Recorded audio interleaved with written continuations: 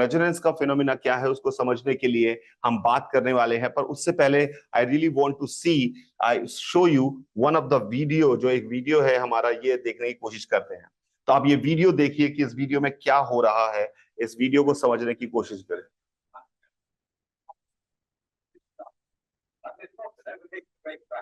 There is a Tacoma Bridge is there, and you can see how this bridge made of concrete is vibrating, and this is very rare phenomena जो हमने कभी देखा कि ऐसा हुआ होगा। इतना स्ट्रॉन्ग ब्रिज था और ये हवा में झूल रहा है, दिख रहा है। एंड देखिए, अगर आप लोगों को देखें तो ऐसा आंधी तूफान भी नहीं आ रहा है कि उसकी वजह से ऐसा हो रहा होगा। तो ये लोग उसको देख रहे हैं आप ये, और वो इतने बड़े बड़े एम्पलीट्यूड्स करने लगा कि अल्टीमेटली कंक्रीट की मोटी सी रोड जो है वो टूट जाएगी। अभी अभी हम देखने वाले हैं कि ये पूरा का पूरा कोलैप्स कर जाएगा, और ये पूरा कोलैप्स कर गया। तो ये पूरा का पूरा ब्रिज कोलैप्स कर गया, और ऐसा कोई आंधी तूफान नहीं आ रहा है, ऐसा कोई बहुत बड़ा सिचुएशन नहीं है ऐसा कि पता नहीं क्या हो रहा है। और ऐसा भी नहीं कि ये अभी इन्होंने बोला कि कितने सारे पैसों में इस ब्रिज को बनाया गया था, 1940 की कहानी है, और ये ब्रिज टूट गया। क्या हुआ होगा? क्या आप में से कोई बता सकता है कि what exactly happened? What exactly happened? क्या हुआ था वहां पर? Can anybody explain me ki exactly has happened? What is this phenomena of resonance? What is how this Tacoma Narrow Bridge collapse? ये ब्रिज कैसे कोलैप्स हुआ? क्या रेजोनेंस होता है? क्या है? क्या आपने कभी सुना है इसके बारे में? I really love to know if you know anything about it, please tell me. Samatha and Veer, if you have any knowledge about it, have you ever heard this word? Have you ever seen this video before? क्या आपने ये tecoma bridge collapse के बारे में सुना था?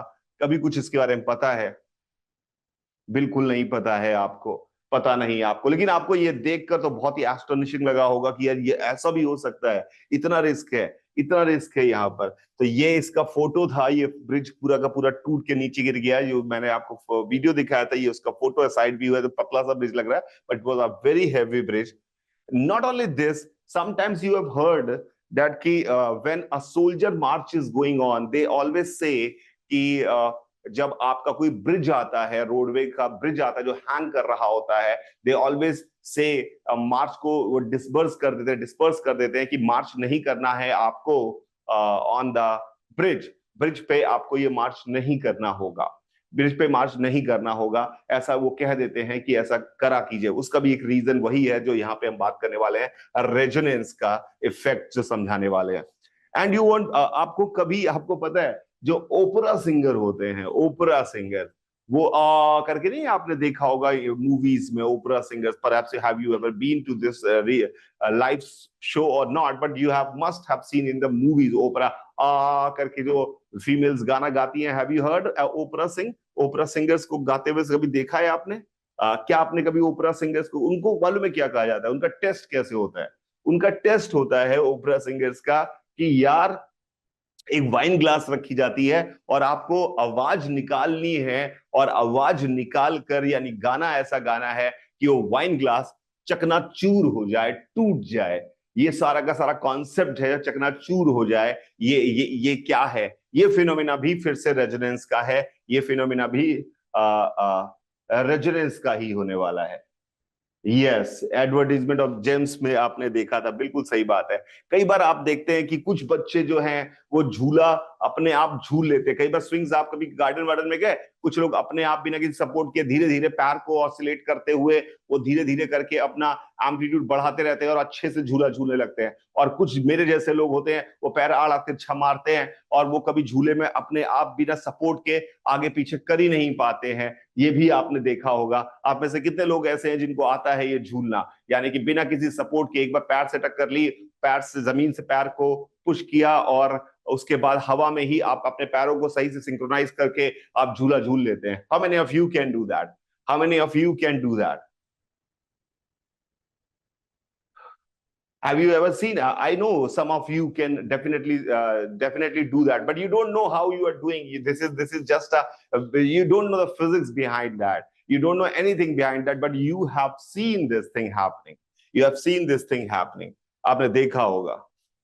हाँ, कई लोगों को डर लगता है कि ऐसा कर नहीं सकते, पर ये बच्चा भी आपके जैसा ही है शायद वीर। ये रो रहा है, तो ये रोता हुआ बच्चा शायद आपके है। कई बार आपने ये एकदम अजीब सी बात है, ये भी है कि कई बार क्लास जो होती है वो टीचर के कंट्रोल में नहीं है। ये इसका प्रैक्टिकल एस्पेक्ट बताने की कोशिश कर रहा हूँ। टीचर के कंट्रोल में नहीं है, रैंडम मस्ती कर रहे हैं बच्चे, टीचर चिल्लाए पड़ा है और उसे कंट्रोल में नहीं है, सब क्लास इधर से उधर भड़क रही है। ये फिजिकल, ये कोई फिजिक्स नहीं है, बट हाँ it is also the similar kind of concept is there. ये है। और कई बार होता है क्लासेस बहुत ही सिंक्रोनाइज्ड हैं, प्रॉपर तरीके से हो रही हैं, everybody is involve in that class, everybody is learning something out of it, तो ये भी होता है। ये तो देखा ही होगा आपने, शायद आप पिछले वाले में से होंगे कि हल्ला मचा रहे हैं क्लास में। रेडियो आपने सुने हैं। रेडियो में पहले के जमाने का अगर आपने रेडियो देखा हो तो एक ट्यूनर होता है, उसको घुमाते घुमाते घुमाते रहते हैं, and finally you are going to listen. आप चीजों को सुनने लगते हैं और आपको अच्छी आवाज आ जाती है। और कई बार ऐसा होता है जब झर झर मर आती आवाज, यानी गंदी सी आवाज आ रही होती है, और एक पर्टिकुलर जैसे सेट होता है आपका वो ट्यूनर, आपको अच्छे से गाना सुनाई देता है। तो ये भी फिनोमिना रेजोनेंस का है। तो आपको क्या कोई सिमिलैरिटी दिखाई दे रही है इन सारी कहानियों में? क्या आप कुछ समझ पा रहे हैं इन सारी कहानियों में? इन सारी कहानियों में कहीं कहीं पर ऐसा इफेक्ट हो रहा है, कहीं पर इफेक्ट खराब हो रहा है, ये क्या हो रहा है? Can anybody understand? Can anybody understand कि व्हाट एग्जैक्टली ये मैं कह रहा हूं कि जितनी भी बातें मैंने आपके सामने एग्जाम्पल के तौर पे रखी, in all the examples, in everything, the phenomena of resonance is occurring. Resonance हो रहा होता है, रेजोनेंस हो रहा होता है। तो क्या है रेजोनेंस? देखिए एक बात समझते हैं, अब हम थोड़ा फिजिक्स में पॉइंट ऑफ व्यू से बात समझते हैं। होता क्या है, होता क्या है, प्लीज समझने की कोशिश करिएगा। रेजोनेंस, फिर मैं एक एक करके सारी चीजों को आपको समझाऊंगा। Tacoma bridge collapse, why we won't march, और स्विंगिंग वाला क्या फंडामेंटल है, उन सब की बात करूंगा। रेजोनेंस में को समझने के लिए, रेजोनेंस को समझने के लिए आपको एक बात समझ में आनी पड़ेगी।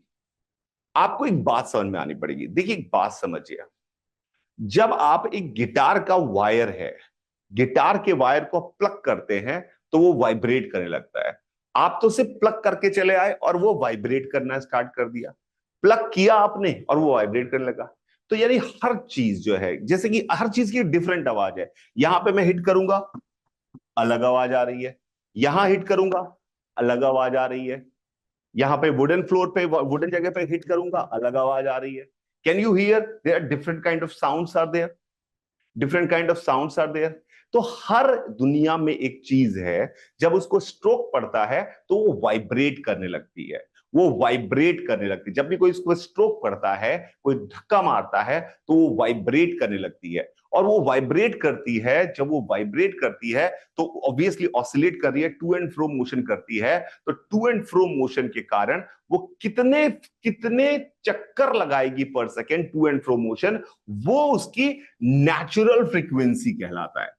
नेचुरल फ्रीक्वेंसी कहलाता है। तो natural frequency is a word.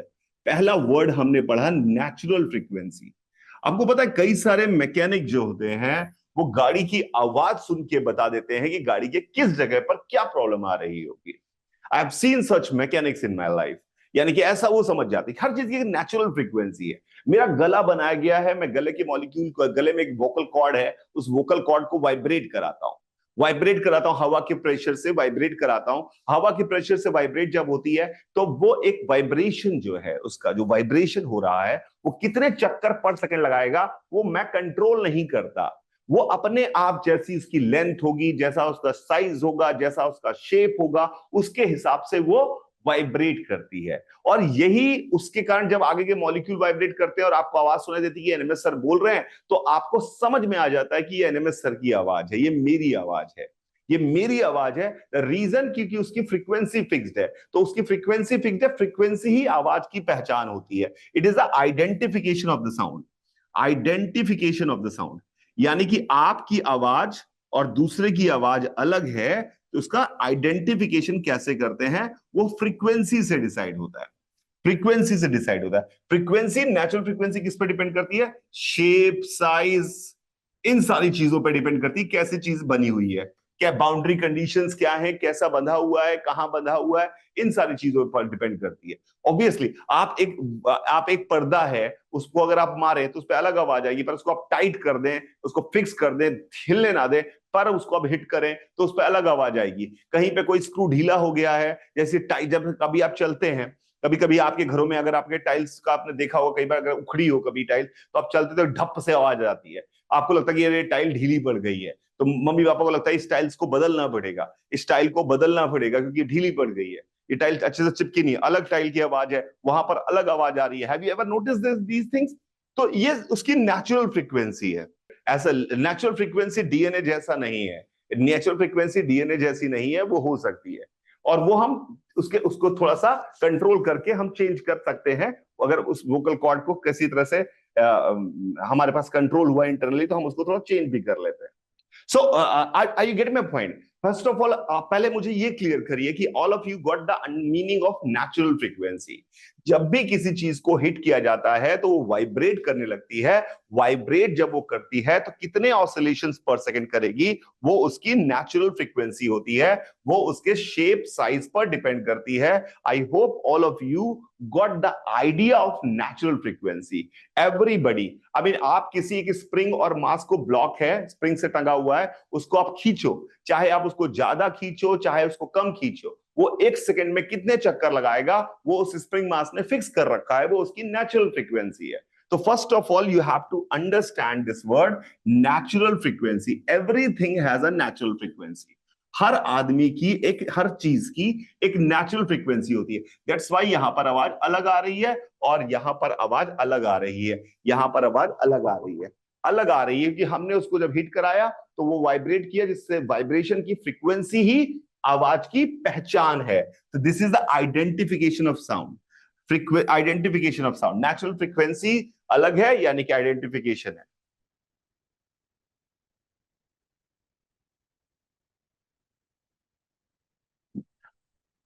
Natural frequency की फ्रीक्वेंसी क्या हुआ? टाइम फिक्स है का क्या मतलब हुआ भाई? इसका क्या मतलब हुआ? टाइम, नेचुरल फ्रीक्वेंसी का मतलब होता है कि एक सेकंड में कितनी बार ऑसिलेशन करेगा, एक सेकंड में कितनी बार चक्कर लगाएगा। अगर एक सेकंड में कोई 5 बार चक्कर लगाता है तो हम कहते हैं इसकी फ्रीक्वेंसी 5 है। एक सेकंड में कोई 10,000 चक्कर लगाता है तो हम कहते हैं उसकी फ्रीक्वेंसी 10,000 है। कितने चक्कर लगाएगा, जैसे कोई चीज आगे पीछे हो रही है तो कितनी बार आगे पीछे होगी एक सेकंड में, वो उसकी फ्रीक्वेंसी कहलाता है।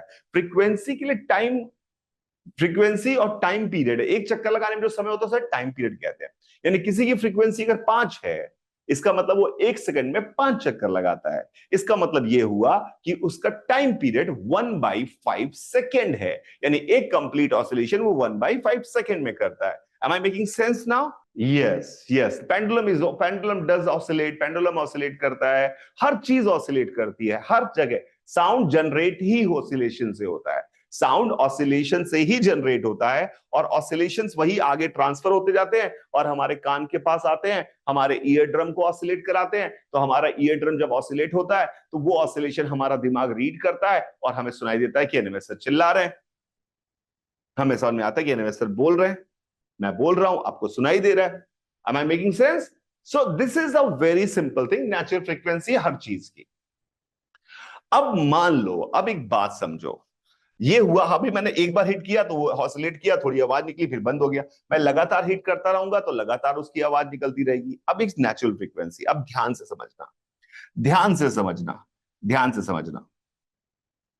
अगर, सॉरी, नेचुरल फ्रीक्वेंसी सर में आ गई, तो आपने जब किसी को झूला झुलवा रहे थे, जब आप किसी को झूला था, एक बात समझते, आप मान लीजिए कि हम झूला झुला रहे हैं किसी को, वी आर पुशिंग, हम इस बच्चे को पीछे से आकर झूला झुलवाना स्टार्ट किया, तो बच्चा का जब हमने धक्का मारा तो ये इसका पेंडुलम ही तो है बच्चे का, ये ऑसिलेट करने लगा। इसकी एक नेचुरल फ्रीक्वेंसी है। नेचुरल फ्रीक्वेंसी हो सकता है कि ये झूला यहां से यहां तक जाए, यहां पर वापस आए और फिर यहां तक जाए, फिर वापस आए, और ये पूरा का पूरा कार्यक्रम, यहां से यहां जाना, वापस आना, ऊपर जाना, नीचे आना, ये पूरा एक चक्कर हुआ। इस पूरे एक चक्कर में मान लिया उसको 2 सेकेंड लगते हैं, 2 सेकेंड लगते हैं, ठीक है, 2 सेकेंड लगते हैं, हर 2 सेकेंड बाद वो इस तरह से चक्कर लगा रहा है। अब आप उसको धक्का देकर उसको चाहते थे कि वो झूला की उसका एम्पलीट्यूड बढ़े, वो और बड़े बड़े एम्पलीट्यूड से दूर दूर तक जाए, आप चाहते, आप पीछे से पुश करने के लिए खड़े हुए हैं। तो आप क्या हो गए, आप हो गए ड्राइवर, और वो क्या हो गया, ड्रिवेन। ड्राइवर मतलब जो बाहरी आदमी है जो इसको ऑसिलेट करा रहा है, ड्रिवेन मतलब जो ऑसिलेट कर रहा है। इसकी नेचुरल फ्रीक्वेंसी कितनी है, फिक्स्ड है। नेचुरल फ्रीक्वेंसी कितनी है, फिक्स्ड है, 2 सेकेंड। हमारे घर में जो इलेक्ट्रिसिटी सप्लाई होती है वो भी ऑसिलेट करते हुए, करंट भी ऑसिलेट करते हुए आती है। उस करंट का ऑसिलेशन का इंडिया जैसी कंट्री में हमारे यहाँ 50 हर्ट्ज रखा गया है। कई अलग अलग कंट्रीज में 55 हर्ट्ज, 60 हर्ट्ज अलग अलग कंट्रीज में रखा गया। इसलिए पहले के जमाने में कई सारे इस तरह के इंस्ट्रूमेंट इंडिया में, जापान से मेरे एक रिलेटिव कुछ एक बार बहुत पहले एक वॉकमैन लेके आए थे, पर दैट वॉकमैन जो हमारा था वो इंडिया में चार्ज ही नहीं हो रहा था। द रीजन क्योंकि वो 60 हर्ट्ज फ्रीक्वेंसी के हिसाब से चार्ज के लिए बनाया गया था और इंडिया में 50 हर्ट्ज आ रही थी। तो this I might forget the number, but समझ में आ गया होगा आपको। वैक्यूम में साउंड कैसे ट्रेवल करेगा भाई, साउंड ट्रेवल करने के लिए क्या चाहिए, साउंड ट्रेवल करने के लिए जैसे इसको वाइब्रेट कराया, इसके मॉलिक्यूल वाइब्रेट किसने, बगल वाली हवा को वाइब्रेट कराया, हवा हवा हवा वो वाइब्रेट करते करते करते करते करते आपके कान के पर्दे के पास आई और उसने कान के पर्दे को वाइब्रेट कराया, ईयर ड्रम को वाइब्रेट कराया, ईयर ड्रम को वाइब्रेट करा, आपके दिमाग में सेंसेशन किया, पर रास्ते में कुछ होता ही नहीं, तो ये बेचारे वाइब्रेशन आपके कान तक पहुंचता कैसे, आपके कान तक वाइब्रेशन पहुंचता नहीं तो आपको सुनाई कैसे देता, तो ऑब्वियसली यू नीड एयर। तो back to the game, back to the game, back to the game, back to the game, back to the game. तो ये इस बच्चे को 2 सेकेंड था। अब आपको बोला गया कि जाओ इसको झूला झुलाओ, आप इसके बड़े भैया हैं और ये छोटा बच्चा है, आपने कहा झूला झुलाओ। अब आपको मन तो कर नहीं रहा था झूला झुलाने का, आपका एकदम मन नहीं था, आपने कहा पुश ही तो करना है, तो आप आंख बंद करके कभी ऐसे पुश, कभी ऐसे पुश, कभी रैंडम ऐसे आगे पीछे हथड़ फथड़ मार रहे हैं। वो इधर आ रहा है, आपने इधर मुक्का मार दिया, उसकी चोट लग रही है पर वो कुछ हो नहीं रहा है। वो इधर जा रहा था, आपने इधर मार दिया। क्या ये इसका एम्पलीट्यूड बढ़ेगा, क्या इसका एम्पलीट्यूड बढ़ेगा, क्या इसका एम्पलीट्यूड बढ़ेगा, क्या इसका एम्पलीट्यूड बढ़ेगा, ऑब्वियसली नहीं बढ़ेगा। आपने रैंडम रैंडम फोर्स लगाए, आप मेहनत तो कर रहे हैं, पर आपकी मेहनत क्या हो रही है, बिना किसी सिंक्रोनाइजेशन के है, बिना किसी मैचिंग के है। तो आप सिंक्रोनाइज कर नहीं पाए उससे और आप रैंडमली हाथ पांव मार रहे हैं, कभी लात मार दी, कभी पैर से धक्का मार दिया, बड़ा मजा आ रहा है आपको, और वो इधर उधर झूला धुड़ू धुड़ू कर रहा है, झूल तो पा नहीं रहा है, तो कुछ हो ही नहीं रहा है। जब कुछ हो ही नहीं रहा है तो आपकी सारी मेहनत बर्बाद जा रही है। लेकिन अगर आपने ऐसा किया होता कि जब वो यहां आता और जब वो नीचे जाने वाला होता, उसी समय आप भी हिट मारते, उसी समय आप भी हिट मारते, तो वो नीचे जा रहा था और आपने भी उसी समय हिट मारा, तो उसका एम्पलीट्यूड थोड़ा सा बढ़ता, फिर वो यहां से यहां तक आता। जब वो यहां से आता फिर वो वापस जाने वाला होता, तो फिर आप हिट मारते। यानी आप भी हिट जो मार रहे होते, अगर हर बार 2 सेकंड बाद हिट कर रहे होते, हर बार 2 सेकंड बाद आप भी सही समय से, जब वो ऊपर से नीचे जाने वाला हो तभी आपने उसको पुश किया, फिर जब वो घूम के ऊपर आया और फिर नीचे जाने वाला है तभी आपने उसको पुश किया। यानी अगर आपने अपने आप को इसके साथ सिंक्रोनाइज कर दिया, अगर आपने इसको अपने साथ सिंक्रोनाइज कर दिया, तो इसके एम्पलीट्यूड बढ़ते जाएंगे और वो डरने लगेगा, डरने लगेगा, वो घबरा जाएगा। लेकिन आपको उसके लिए क्या किया, आपने अपने आप को इसके साथ सिंक्रोनाइज कर दिया, आपने अपने फोर्स लगाने की फ्रीक्वेंसी को उसकी नेचुरल फ्रीक्वेंसी से मैच करा दिया। तो मैच करा दिया तो आउटपुट बहुत बढ़िया आया, जो आप करना चाहते थे वो होने लगा, प्रॉपर सिंक्रोनाइजेशन। तो मैथमेटिकली हम डिफाइन क्या करते हैं, हम डिफाइन करते हैं रेजोनेंस के फिनोमेना को, कि जब ड्राइवर की फ्रीक्वेंसी, ड्राइवर का काम क्या है, फोर्स लगाना, ड्राइवर की फ्रीक्वेंसी यानी फोर्स लगाने की फ्रीक्वेंसी, फोर्स अप्लाई करने की फ्रीक्वेंसी, फोर्स अप्लाई करने की फ्रीक्वेंसी, ड्रिवन की नेचुरल फ्रीक्वेंसी, ड्रिवन की natural frequency, natural frequency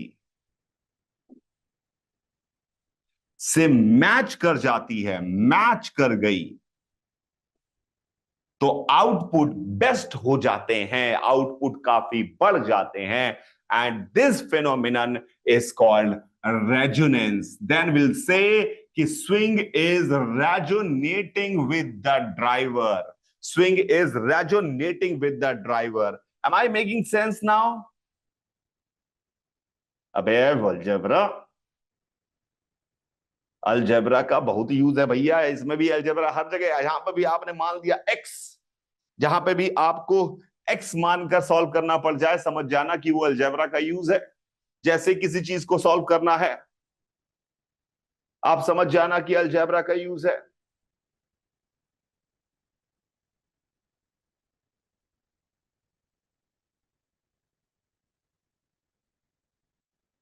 I hope you got my point. तो रेजोनेंस इज द फिनोमिना, अंग्रेजी में अगर मैं बोलूं तो कैसे बोलूंगा? When the frequency of driver matches with the frequency of driven, then the amplitude and the output will become best, and this phenomenon is called resonance, and we call that the driven is resonating with driver. It is resonating with driver, synchronize हो गया है driver के साथ, driven resonate कर रहा है, driven के साथ ड्राइवर रेजोनेट कर रहा है। दे हैव सिंक्रोनाइज्ड, वो सिंक्रोनाइज हो चुके हैं, वो सिंक्रोनाइज हो चुके हैं, वो सिंक्रोनाइज हो चुके हैं। ध्यान से समझिएगा। क्या मेरी बात समझ में आई? आई आपको समझ में? तो सिमिलरली जो मैंने क्लास का एग्जांपल दिया, क्लास का एग्जांपल दिया, यहां पर टीचर, बच्चे अलग अलग तरीके के होते हैं। कुछ बच्चे पढ़ते पढ़ते बहुत पढ़ने का इंटरेस्ट रहता है, कुछ बच्चे ऐसे होते हैं कि भाई साहब उनको खेल कूद से ही पढ़ना है, उनको मजे करने हैं जिंदगी में, उसके साथ पढ़ा दो तो ठीक है, नहीं तो नहीं। तो जब ड्राइवर यानी कि मैडम की सोच, मैडम का तरीका बच्चों के तरीके से मैच कर जाएगा तो क्लास में आउटपुट अच्छा आएगा, क्योंकि ड्राइवर हुई मैडम, बच्चे हुए ड्रिवन, ड्रिवन हुए बच्चे, ड्राइवर हुई मैडम। तो मैडम की पढ़ाने का तरीका सिंक्रोनाइज्ड होगा बच्चों की आदत से, तो आउटपुट बेस्ट आएगा। तो हम कहेंगे the class is resonating with ma'am, the class is resonating with ma'am, ma'am के साथ हमारी क्लास रेजोनेट कर रही है। और उस केस में हमारे आउटपुट ऐसे आएंगे, इसमें हर बच्चा पूरी तरह से इन्वॉल्व होगा और कहेगा yes madam I got it, yes madam I got it. So I hope you got this concept, the phenomenon of resonance. क्या आप झूला झुलाने वाले तरीके समझ गए? तो वो बच्चा जो खुद से पैर बढ़ा के करता है, वो पुश करता है हवा को, और हवा को पुश करके सिंक्रोनाइज तरीके से वो अपना एम्पलीट्यूड खुद से बढ़ा लेता है, जिसको झूला झूलना आता है। तो झूले में समझे तो सब में समझेंगे, झूले में समझे तो सब में समझेंगे, एक एक करके समझेंगे। भाई इतना गुस्सा नाराजगी किस बात की है आपको भाई? अब आई रेडियो, रेडियो के अंदर लगे होते हैं इलेक्ट्रिकल इंस्ट्रूमेंट, इनका नाम है inductor, capacitor, resistance. These are things which are there inside. So they, in that circuit also, current oscillate करती है। यहाँ करंट एक चीज है जो ऑसिलेट करती है। जैसा अभी सक्षम ने पूछा कि in the case of AC it is written 50 hertz, तो वहां पे उसी तरह से वो उस तरह से ऑसिलेट करती है, करंट ऑसिलेट करती है। तो जो सिग्नल भेजा गया 92.4, जब आप मेगाहर्ट्ज सुनते हैं 92.4, आपने कहा कि मेरे आपके यहाँ आता है 92.4, तो 92.4 आपके यहाँ जब आ रहा रेडियो का ब्रॉडकास्ट, तो वहां पे वो ड्राइवर है, वो कहता है कि ये गाना बजेगा, 92.4 का गाना बजेगा, और उसने अपनी फ्रीक्वेंसी ड्राइवर ने कही कि इट इज 92.4 इंटू 10⁻⁶ हर्ट्ज। ये उसने कही अपनी फ्रीक्वेंसी। तो हम जब ट्यूनर घुमाते हैं तो हम उसका इंडक्टर कैपेसिटर की वैल्यू जो होती है उसको थोड़ा थोड़ा बदलते हैं। जैसे उसकी वैल्यू बदलते हैं तो इस रेडियो की नेचुरल फ्रीक्वेंसी बदलती है, क्योंकि मैंने आपको बोला था कि नेचुरल फ्रीक्वेंसी डिपेंड करती है शेप साइज कैसे लगा हुआ है उन सारी बातों पे। तो रेडियो की नेचुरल फ्रीक्वेंसी बदलती है। When you rotate it the radio frequency changes, radio की फ्रीक्वेंसी चेंज होती है। जैसे ही वो 92.4 से मैच करती है, वहां पे बच जाता है गोदीलो। तो गोदीलो बच गया, गोदीलो गोदीलो बच गया। उसका रीजन क्या है? वो ये भी सिंक्रोनाइजेशन से होता है। जैसे ही सिंक्रोनाइज हुई दोनों की फ्रीक्वेंसी, आउटपुट बढ़िया हो गया, आउटपुट बढ़िया हो गया, आउटपुट एकदम बढ़िया हो गया। ये बात भी हमें रेडियो भी समझ में आ गया।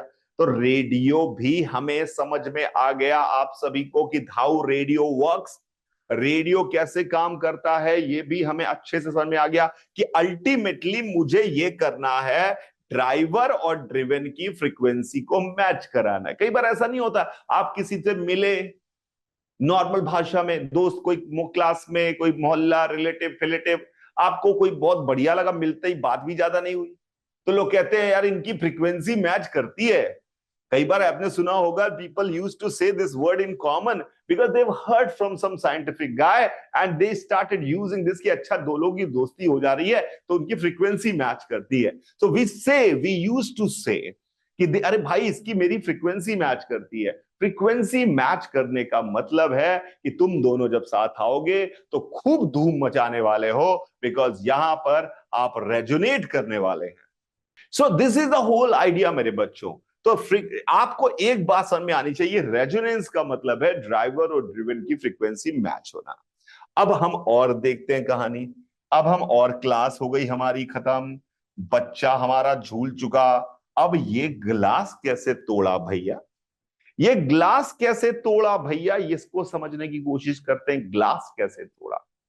तो जो आपके ओपेरा सिंगर्स होते हैं, हम जब आवाज निकालते हैं ना, तो हमारा वोकल कॉर्ड से एक सिंगल फ्रीक्वेंसी की आवाज निकलती है। हमारा क्या है, वोकल कॉर्ड जो है वो मल्टीपल फ्रीक्वेंसीज में काम कर रहा होता है, कभी ज्यादा ऑसिलेशन, कभी कम ऑसिलेशन, तो उसको कंट्रोल नहीं है, हम ऐसे कंट्रोल नहीं करते। हमारी आवाज एक सिंगल फ्रीक्वेंसी की आवाज नहीं है, it is a combination of multiple frequencies. तो होता क्या है, ओपरा सिंगर के गाने आपने सुने, कभी बड़े तीखे से लगते हैं, आ कर रहे होते हैं, अजीब सा होता है, एक अलग, हमारी तुम्हारी आवाज जैसी मैच ही नहीं करती है।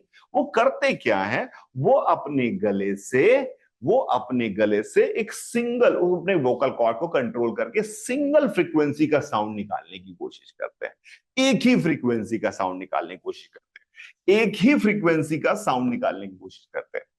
अब हमारा ग्लास है भाई, वाइन ग्लास। वाइन ग्लास को जब टक से मारोगे तो क्या होगा, टक से आवाज आएगी, टन की आवाज, जो वाइन ग्लास की, यानी वाइन ग्लास की नेचुरल फ्रीक्वेंसी है।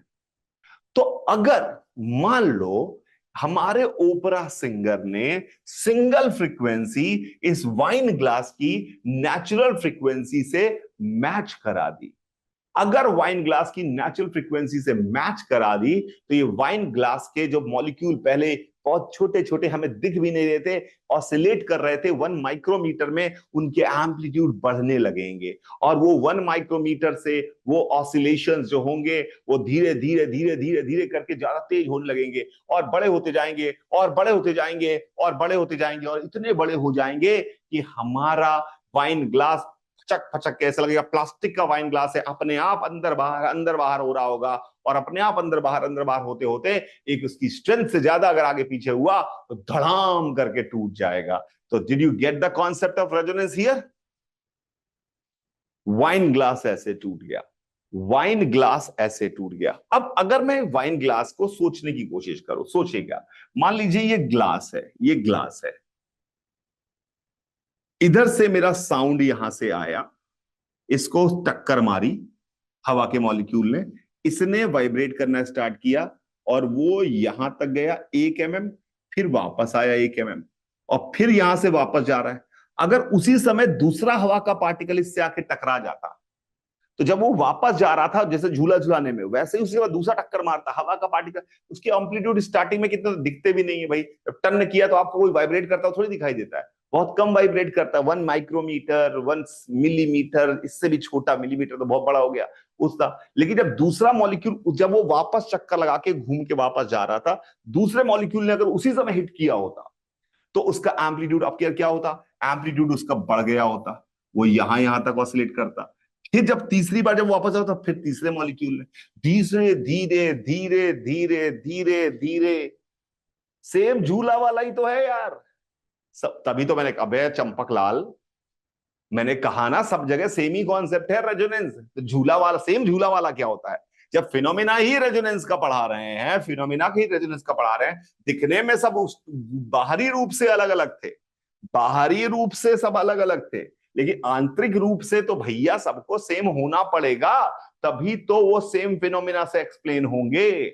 तो this is what is happening. उसके एम्पलीट्यूड बढ़ते रहे। कई बार क्या होता है, बहुत लाउड म्यूजिक बजता है, लाउड म्यूजिक बजता है, उसे मॉलिक्यूल जो हवा के चलते हैं बहुत तेज चलते हैं, तो ग्लास क्रैक कर जाते हैं, क्योंकि ग्लास को टक्कर जब मारते हैं तो ग्लास का ऑसिलेशन बहुत बढ़ जाता है, भले फ्रीक्वेंसी मैच ना करी हो, फ्रीक्वेंसी मैच ना करे, फिर भी तोड़ देते हैं, क्योंकि उन्होंने ताकत ही इतनी है यार, इतना ज्यादा मॉलिक्यूल, धाम धाम धाम धाम धाम, बड़ा हरे हरे एरोप्लेन बगल से निकल जाए, पतले कच्चे ग्लास टूट जाते हैं, तो ये वाइब्रेट करने से ही टूट जाते हैं। तो this is the happen, this is the. अब हम आते हैं अपने बेसिक कहानी, ये है मार्च। अब ये क्या करते हैं भैया, ये मार्च करते हैं, ये लोग क्या करते हैं, मार्च करते हैं। आपने देखा कभी मार्च करते हुए? एक साथ पैर उठाते हैं, एक साथ पैर दिखाते हैं, एक साथ पैर उठाते हैं, एक साथ पैर दिखाते हैं। तो यानी कि वो सारे के सारे आपस में सिंक्रोनाइज है, रैंडम नहीं चल रहे हैं, धड़म धड़ूम धड़म। मतलब एक ब्रिज है, ब्रिज को जब किसी ने पैर मारा, ब्रिज को किसी को चलता है तो ब्रिज को धक्का मारा, तो ब्रिज के मॉलिक्यूल वाइब्रेट करने लगेगा। लेकिन अब क्या होता है, 50 लोग अलग अलग तरीके से चल रहे हैं, कोई इधर धक्का मार रहा है, कोई नीचे धक्का मार रहा है, तो ये बिल्कुल वही हुआ झूले में, जब आप आंख बंद करके रैंडम बम बम बम बम बम कर रहे हैं, तो झूला चल ही नहीं रहा है, झूले का कुछ हो ही नहीं रहा, झूला बढ़ ही नहीं रहा एम्पलीट्यूड, क्योंकि आपकी मेहनत सबकी बर्बाद हो जा रही है। पर ये सारे के सारे मार्च करते हुए जनता एक साथ हिट मारती है, धड़ाम, फिर एक साथ हिट मारती है, धड़ाम। तो जब वो एक साथ बार बार हिट मार रही होती है, तो अगर इनकी फ्रीक्वेंसी ब्रिज की फ्रीक्वेंसी से मैच कर जाए, तो जैसे इनके हिट मारने की, ये सब है drivers, these all Indian soldiers are drivers, और झूल और ब्रिज हो गया हमारा, ब्रिज हो गया ड्रिवेन, ब्रिज हो गया ड्रिवेन,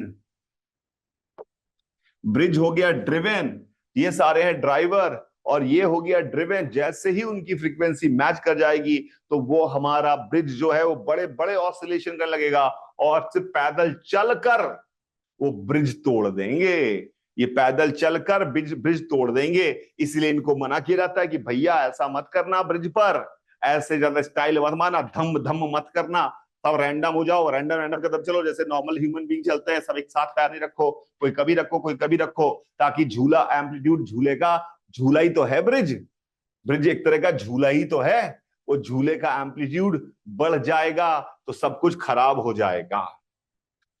तो भाई उस दिन क्या हुआ, फिर से देखते हैं उस दिन क्या हुआ।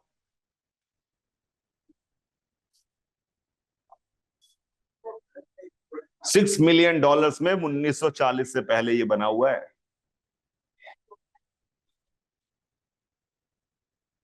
थर्ड लार्जेस्ट सस्पेंशन ब्रिज था ये देख रहे हैं आप।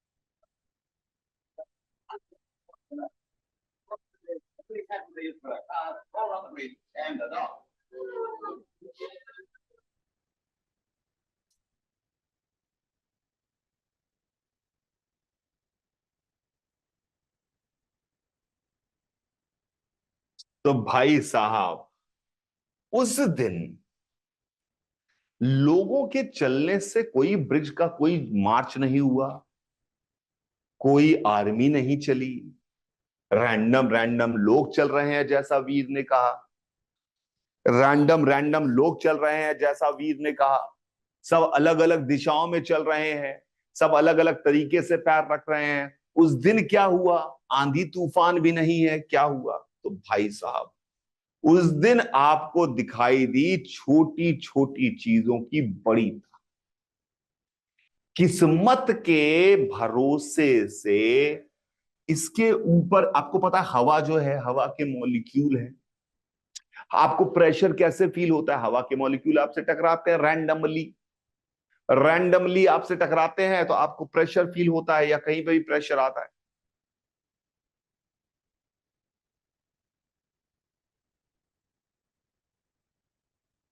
तो उस दिन क्या हुआ, जो हवा के मॉलिक्यूल हमारे ब्रिज पर, ये हमारा ब्रिज है जो हैंग्ड है यहां से यहां पे, ये ऐसे हैंग्ड ब्रिज है, हवा के मॉलिक्यूल आके इससे टकरा रहे थे।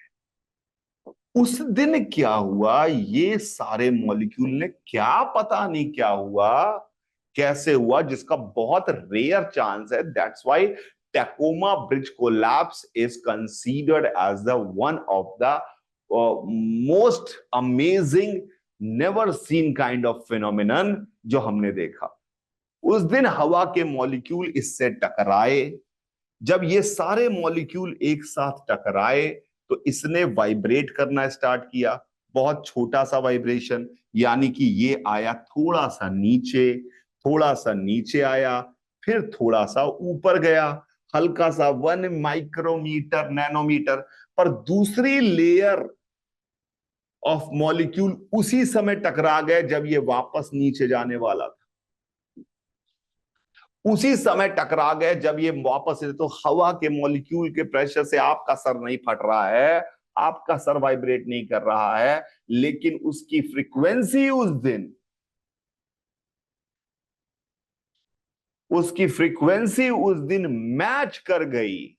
हवा के मॉलिक्यूल, जो छोटे छोटे मॉलिक्यूल हैं, उनकी टक्कर से ब्रिज टूट जाए, ऐसा तो नहीं हो सकता, और आंधी तूफान भी नहीं है। पर ऐसा हुआ क्योंकि उनकी टक्कर ऐसी सिंक्रोनाइज हो गई कि उनकी टक्कर उसके एम्पलीट्यूड को धीरे धीरे धीरे धीरे धीरे धीरे धीरे धीरे ऐसे ठप ठप ठप ठप ठप ठप ठप ठप ठप ठप करके बढ़ाने लगी, और उसका एम्पलीट्यूड बढ़ते बढ़ते कई मीटर तक चला गया। आपने देखा अभी, ऐसा लग रहा था रोड नहीं है, रस्सी है कंक्रीट की। यो रोड है, मोटी ताजी कंक्रीट सीलिंग, अगर आप मुंबई देखे हो, सीलिंग की जैसी मोटी रोड है।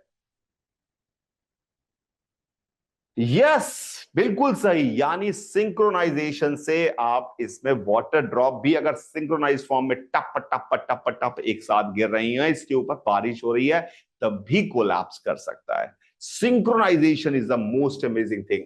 Force is not important, because force तो आप तब भी लगा रहे थे जब आंख बंद करके अपने भाई को झूला झूला रहे थे, धड़ूम धड़ाम, तब भी आप फोर्स तो लगा रहे थे, पर फोर्स का आउटपुट नहीं आ रहा था, वो क्योंकि सिंक्रोनाइजेशन नहीं था। Synchronization is the key, synchronization is the key. And the same thing happens with your पढ़ाई ऑल्सो। तो थोड़ा ज्ञान की बात भी कर लेते हैं, मोटिवेशनल ज्ञान भी चिपका देता हूं मैं आपके सामने लगे हाथों। जब आपकी पढ़ाई सिंक्रोनाइज्ड होगी, स्कूल में जो पढ़ाया जा रहा है उसको आपने अच्छे से कंप्लीट किया, अच्छे से समझा, फिर अगले दिन गए, नया सीखा, नया समझा, तो आपकी पढ़ाई का लेवल बढ़ता जाएगा, बढ़ता जाएगा, बढ़ता जाएगा। और अगर आप रैंडमली कभी पढ़ते हैं, कभी नहीं पढ़ते हैं, कभी ये करते हैं, कभी वो छोड़ देते हैं, कभी कुछ करते हैं, तो आप डिसिप्लिन नहीं होते हैं, और आपका सिंक्रोनाइजेशन पढ़ाई के साथ, स्कूल के साथ, एकेडमिक्स के साथ, खेल के साथ, किसी भी चीज के साथ नहीं बैठता है, तो आप कभी भी अच्छा आउटपुट नहीं ला सकते। अच्छा आउटपुट सिर्फ और सिर्फ किससे आएगा? फिनोमिनन ऑफ रेजोनेंस से ही आएगा। रेजोनेंस होगी आपकी पढ़ाई और आपकी मानसिकता, तो ही। यस, सक्षम, आपने बिल्कुल सही बात कही मेरे बच्चों। तो आप इस नेचुरल फिनोमिना से आज कुछ सीख के जाइएगा कि सिंक्रोनाइजेशन क्या होता है, क्या नहीं है, इसको समझ में आना चाहिए, इसको समझ में आना चाहिए। Synchronization is the key of success, synchronization is the key of the success. अब थोड़ा सा, थोड़ा सा हम जो बात करते हैं, रेजोनेटिंग इफेक्ट की बात की है हमने, तो थोड़ी सी आगे हम जो बात कर लेते हैं, हमारे साउंड वेव में कुछ टर्म्स होते हैं। उन टर्म्स को आपको समझ जाएंगे तो आप बहुत ही जानकार आदमी सुनाई देंगे। साउंड के जो टर्म है, कभी आपने देखा साउंड जो चलता है उसके लिए होता क्या है? हमने यहां पर एक ट्यूनिंग फोक है हमारे गले के अंदर, हमने इसको वाइब्रेट किया तो यहां का मॉलिक्यूल आगे वाइब्रेट हुआ, इसने इसको टक्कर मारी, ये ऐसे वाइब्रेट किया, इसने इसको टक्कर मारी, ये भी ऐसे वाइब्रेट किया, ये भी ऐसे वाइब्रेट किया, और इधर मैं अपना कान लेके खड़ा हूं, इसने आया मॉलिक्यूल वाइब्रेट किया, इसने मॉलिक्यूल को कान के पर्दे को वाइब्रेट किया, कान के पर्दे को वाइब्रेट किया यानी ईयर ड्रम को वाइब्रेट किया, ईयर ड्रम के वाइब्रेशन से हमें, हमारा दिमाग है ये, इसके पास इंफॉर्मेशन गई, दिमाग के पास इसकी इंफॉर्मेशन गई, इसने कहा अच्छा ये अच्छा बोल रहे हैं। सो ये this is how the sound propagates. तो sound propagates in medium. Medium की एक खास बात होती है, जितना ज्यादा इलास्टिक हो, इलास्टिक वाला फटाफट एनर्जी देके वापस आ जाए, उतनी जल्दी साउंड ट्रेवल करता है। जितना ज्यादा मीडियम इलास्टिक है, साउंड उतनी फास्ट वाइब्रेट मूव करता है, साउंड उतनी फास्ट मूव करता है। कई बार आपने मूवी में, पिक्चर्स में, या फिर वेब सीरीज में या कार्टून में या वीडियोस में देखा होगा, कभी ट्रेन आ रही होती है तो ट्रेन पे आ रही है या नहीं आ रही है, इसका पता लगाने के लिए कुछ लोग पटरी पर अपना कान रख के बैठ जाते हैं, पटरी पर अपना कान रख के ऐसे सुनते हैं। देखा है कि अभी आपने रेलवे ट्रैक पर ऐसे अपना कान रख देते हैं पता लगाने के लिए, पता लगाने के लिए, पता लगाने के लिए।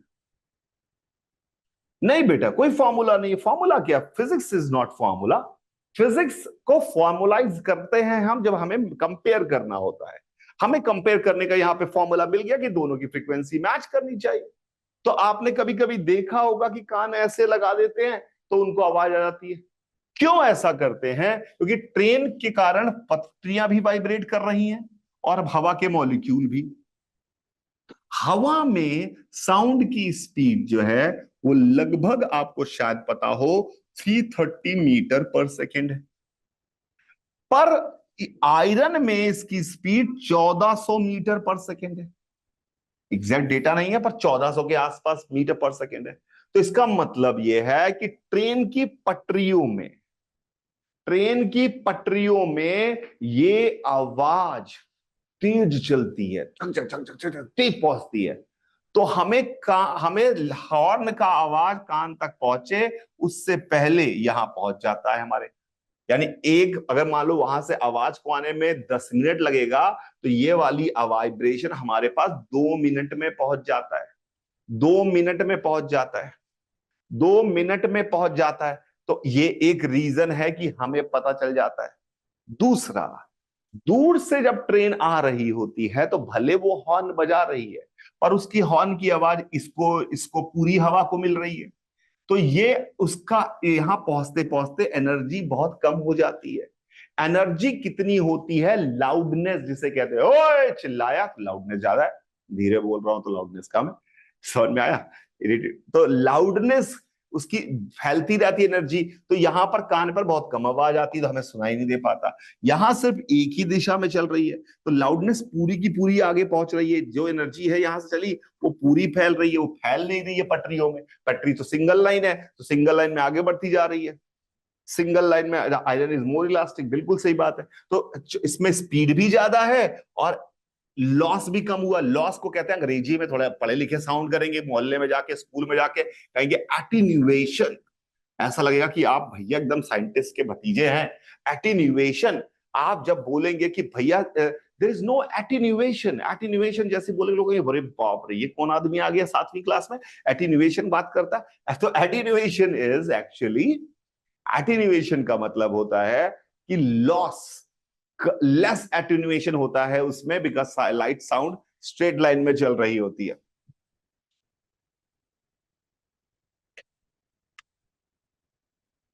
देखो, सक्षम ने बताया कि एल्यूमिनियम में बहुत ज्यादा होती है। ठीक है, ये मैं वैसे भी फिजिक्स का वो मास्टर हूं जो रट्टा मारने में बिल्कुल विश्वास नहीं रखता, क्या ज्यादा किसमें कम, वो तो सारा लिखा है, गूगल मिल जाएगा। समझना आना चाहिए, वो गूगल में मिलकर भी किसी के पिताजी को समझ में नहीं आता। समझना और मगना दो अलग अलग बातें हैं। एक होता है विजडम, एक होता है information. I am a wise guy, I am a well informed guy, there is a difference. I am a wise guy, I am a well informed guy. तो well informed is a different thing, wise is different. हाँ, कहीं ना कहीं linked है। If you are well informed you will be wise, आपके chances बढ़ जाते हैं बीइंग वाइज। पर मुद्दा सिर्फ इतना है कि आपको थोड़ा समझ में आना चाहिए, तो कभी कभी हीरो बनने के काम आएगा हमारे एटीन्यूएशन। तो दिस इज वाई यहां पर काम होता है। तो दो तीन टर्म हमने समझे, तीन टर्म हमें समझ में आ रहे हैं, तीन टर्म हमें समझ में आ रहे हैं साउंड के लिए।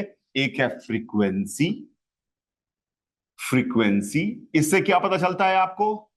पहचान, आइडेंटिफाई, कौन चीज से आवाज आ रही है भाई साहब। Frequency is the identification of sound. लकड़ी में अलग, लोहे में अलग, एनएमएस की अलग, वीर की अलग, सक्षम की अलग, उषा की अलग, सबकी अलग अलग। फ्रीक्वेंसी पहला वर्ड वेव के लिए। दूसरा वर्ड वेव के लिए हमने पढ़ा स्पीड। ये कौन डिसाइड करता है? ये डिसाइड करता है मीडियम। मीडियम कौन सा है?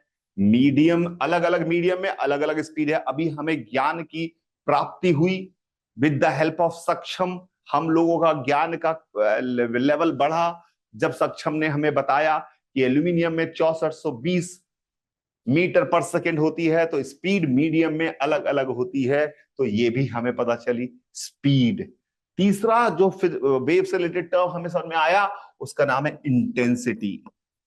इंटेंसिटी हमें बताता है कि आवाज तेज है, धीरे है, कम है, ज्यादा है। लाउडनेस, क्या लाउडनेस? इंटेंसिटी बताती है लाउडनेस, लाउडनेस ऑल्सो। तो ये वेव के तीन टर्म हैं। और फिनोमिनन के नाम पर हमने पढ़ा रेजोनेंस। मजा ही आ गया मुझे रेजोनेंस पढ़ के आज भाई साहब। आपको पता नहीं आया कि नहीं आया, पर मुझे बहुत मजा आया, सीखा मैंने resonance. Because I come to know about resonance today only. आपके चक्कर में भैया पढ़ के आया हूं घर से रेजोनेंस, नहीं तो मुझे तो बिल्कुल नहीं आता था रेजोनेंस क्या होता है। मजाक कर रहा हूं, but the point is resonance is the phenomena we could understand. And the second thing what we have talked about is attenuation. Attenuation. तो आज इस मालूम है कोई भी जितने भी लोग, मैं आईटी जेई की तैयारी कराता हूं, मैं खुद आईटी कानपुर से पास आउट हूं, और कई सारे दुनिया में ऐसे लोग भी हैं जो आईटी की तैयारी कराते हैं पर आईटी से पास आउट नहीं है, फिर भी वो ठीक ठाक पढ़ाते हैं, अच्छा पढ़ाते हैं। द रीजन, क्योंकि उन्होंने प्रैक्टिस की होती है। Why I am saying this? क्योंकि आप जितनी चीजें आज आपने सीखी हैं, just explain it to someone. मम्मी को समझा दो कि मम्मी इधर आओ, मैं बताता हूं रेजोनेंस क्या होता है, मैं बताता हूं एटीन्यूएशन क्या होता है। आपके पैसे पापा लाते हैं, सब एटीन्यूएट हो जाते हैं, घर में बचता ही नहीं है कुछ, सब गड़बड़ हो जाता है।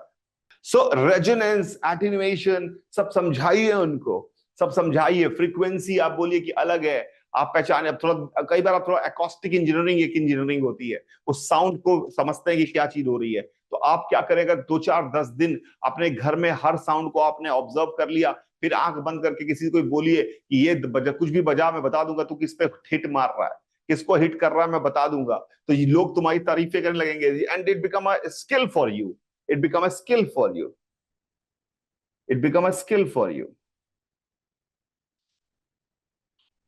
ठीक है, समझाना जरूर, किसी ना किसी को समझाना जरूर, बिना समझाए काम नहीं चलेगा।